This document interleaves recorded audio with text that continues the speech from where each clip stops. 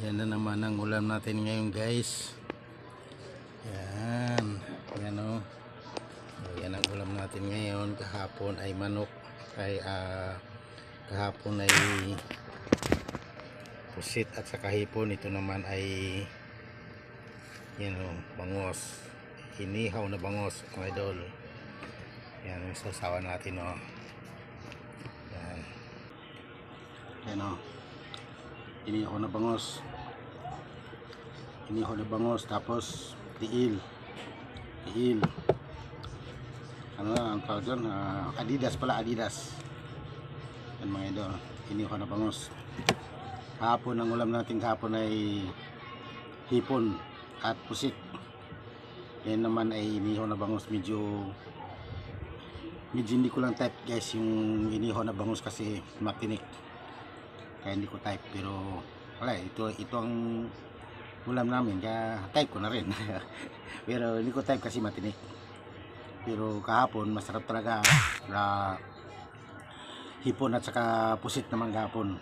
Ayun naman, inihaw na bangos.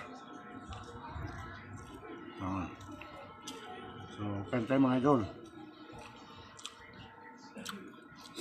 Pati sasawan mga idol, masarap. Sa sasawan pa lang, panalo na.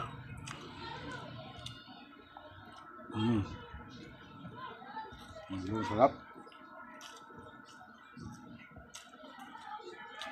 Sasawan pa lang mga idol, panalo na. Adidas.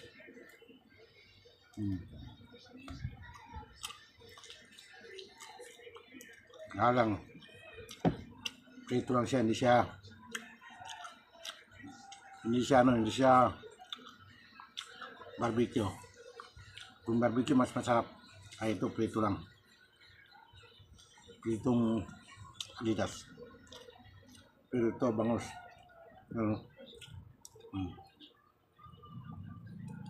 Medyo matinik lang.